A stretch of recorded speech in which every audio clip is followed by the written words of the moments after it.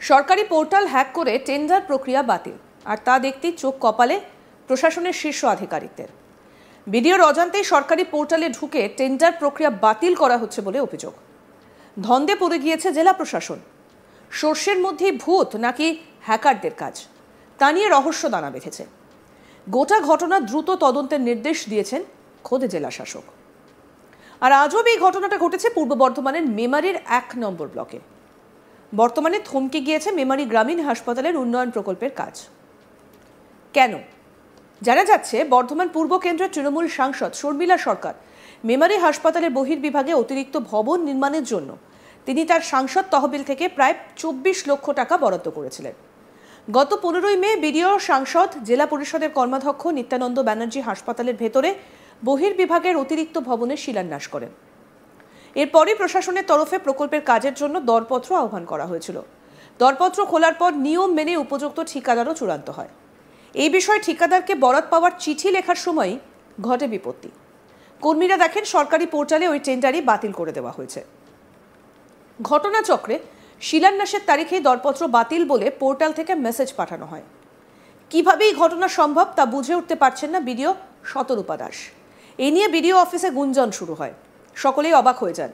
BDO বিষয়টা মহকুমা শাসক, জেলা শাসক সহ সংশ্লিষ্ট সব দপ্তরে জানান। জেলা শাসকের নির্দেশে পুলিশের সাইবার থানায় অভিযোগ দায়ের করেন বিডিও। জেলা শাসক আয়েশা রানী বলেন, পোর্টাল হ্যাক করা হয়েছে, তদন্তেরও নির্দেশ দেওয়া হয়েছে। সাইবার পুলিশেও অভিযোগ জানানো হয়েছে। কি বলছেন জেলা শাসক আয়েশা রানী, শুনবো।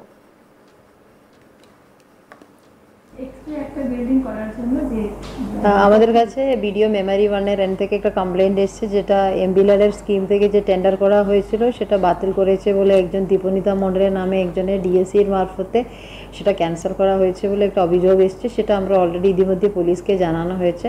তদন্ত চলছে কিভাবে এটা হ্যাক হয়েছে এবং যে ডিএসি কি করে আমাদের যে মেইন ডিএসিতে ম্যাপিং হয়েছিল ওটা কি করে ম্যাপিং হয়েছে সেটাও তদন্ত করতে বলা হয়েছে। ওটা দেখতে হবে, কারণ ডিএসসি ছাড়া তো ওই পোর্টালে তো করা যায় না কিভাবে এটা হ্যাক হয়েছে এবং ডিএসসি কি করে ট্যাগ হয়েছে, সে দুদিকটাই আমাদের তদন্ত চলছে। হ্যাঁ, এটা পুলিশের ইনভেস্টিগেশন হয়েছে। ইনভেস্টিগেশনের পরে আমরা জানতে পারবো এটা কিভাবে হয়েছে। এখন ইনভেস্টিগেশন শুরু হয়ে গেছে। সরকারিভাবে ওই টেন্ডারটা বাতিল করা হয়নি, তাই তো? ওরা যে ডিএসসির মারফতে এটা হয়েছে, এটা একটা হ্যাকিং এর মারফতে হয়েছে। না না, হয়নি। এই বিষয়ে জেলা পরিষদের কর্মাধ্যক্ষ নিত্যানন্দ ব্যানার্জি কি বলছেন, শুনবো। এটা খুব আশ্চর্যের ব্যাপার। এটা প্রথম ঘটল পূর্ব বর্ধমান জেলায়। পূর্ব বর্ধমান জেলা মেমারি 1 নং ব্লকে অ্যাকচুয়ালি এটা এমপি ল্যাডের টাকা ছিল, 24 লক্ষ টাকা মেমারি হাসপাতালে একটি অডিটোরিয়ামের জন্য। 3 জন কন্ট্রাক্টর অংশগ্রহণ করেছিলেন। তার মধ্যে একজন সর্বনিম্ন দরপত্র জমা দিয়ে পাওয়ারও কথা, শিলান্যাসও হয়ে গিয়েছিল। আমি, এমপি ম্যাডাম, সকলে, বিডিও ম্যাডাম, বিডিও সাহেব সকলে আমরা উদ্বোধনও করেছি।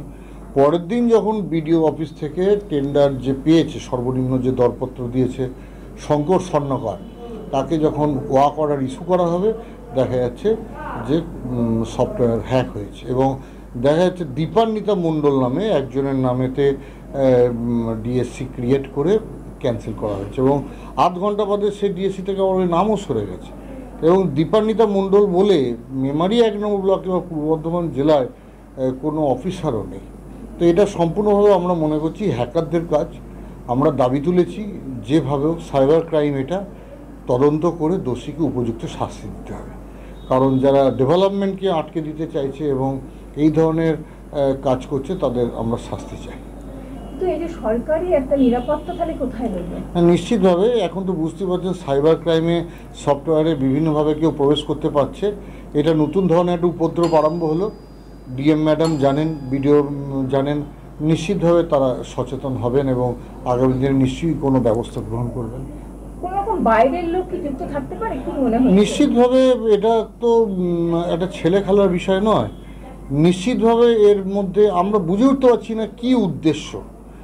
নিশ্চিতভাবে কোনো ব্রেন তো একটা কাজ করছে, যে ব্রেনটা এতটা ডিপ পর্যন্ত যেতে পারলো। তো নিশ্চিত এটাকে হালকা দেওয়ার কোনো ব্যাপার নেই।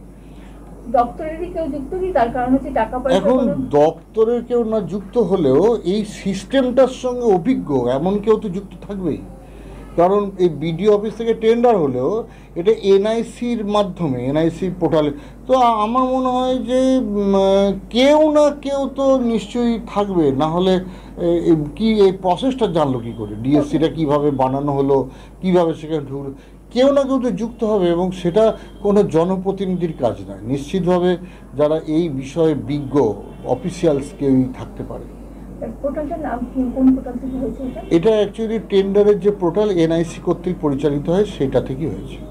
আমরা দেখেছিলাম বিগত দিনে যখন সরকারি যে স্টুডেন্টদের জন্য টাকা দেওয়ার যে প্রকল্প ছিল সেখানেতে কিন্তু হ্যাক হয়েছিল এবং কয়েক কোটি টাকা এরকম হয়, এবং সেখানে দেখা গেছিল দপ্তরেরই কর্মী যুক্ত ছিল। একদম তাই, মানে যখন ল্যাপটপের যে টাকাটা 10,000 টাকা করে মোবাইলের জন্য দেওয়া হয়েছিল, অনেক স্টুডেন্টের অ্যাকাউন্টে পড়েনি, একটা হ্যাকারসদের টিম কাজ করেছিল।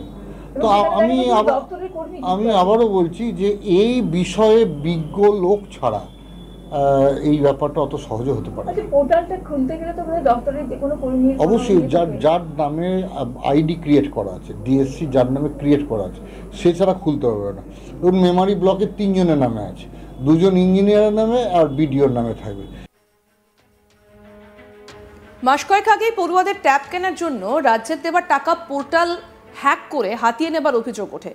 সেই ঘটনায় সর্ষের মধ্যেই ভূত ছিল। পুলিশি তদন্তে কয়েকজন গ্রেফতারও হয় যারা কম্পিউটারের কাজের জন্য স্কুলের সঙ্গে যুক্ত ছিল। তারাই আইডি পাসওয়ার্ড হ্যাক করে টাকা হাতিয়েছিল।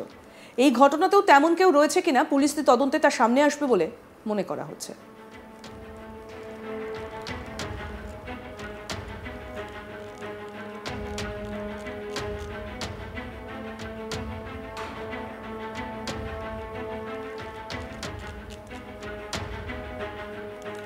সরকারি পোর্টাল হ্যাক করে টেন্ডার প্রক্রিয়া বাতিল আর দেখলে চোখ কপালে উঠেছে প্রশাসনের শীর্ষ আধিকারিকদের। বিডিওর অজান্তেই সরকারি পোর্টালে ঢুকে টেন্ডার প্রক্রিয়া বাতিল করা হচ্ছে বলে অভিযোগ। ধন্দে পড়ে গিয়েছে জেলা প্রশাসন। সর্ষের মধ্যেই ভূত নাকি হ্যাকারদের কাজ, তা নিয়ে রহস্য দানা বেঁধেছে। গোটা ঘটনার দ্রুত তদন্তের নির্দেশ দিয়েছেন খোদ জেলা শাসক। কি বলছেন এই বিষয়ে জেলা শাসক আয়েশা রানী, শুনবো। আমাদের কাছে বিডিও মেমারি 1-এর এন্ড থেকে একটা কমপ্লেন্ট এসেছে, যেটা এমবিলারের স্কিম থেকে যে টেন্ডার করা হয়েছিল সেটা বাতিল করেছে বলে একজন দীপনিতা মণ্ডলের নামে একজনের ডিএসসির মারফতে সেটা ক্যান্সেল করা হয়েছে বলে একটা অভিযোগ এসেছে। সেটা আমরা অলরেডি ইতিমধ্যে পুলিশকে জানানো হয়েছে। তদন্ত চলছে কিভাবে এটা মানে হ্যাক হয়েছে, এবং যে ডিএসসি কি করে আমাদের যে মেইন ডিএসসিতে ম্যাপিং হয়েছিল ওটা কি করে মানে ম্যাপিং হয়েছে সেটাও তদন্ত করতে বলা হয়েছে। আরো আপডেট পেতে দেখতে থাকুন আজ তাক বাংলা। সাবস্ক্রাইব করুন, নোটিফিকেশন পেতে বেল বাটন অপশন প্রেস করুন, হোয়াটসঅ্যাপেও ফলো করুন আজ তাক বাংলা।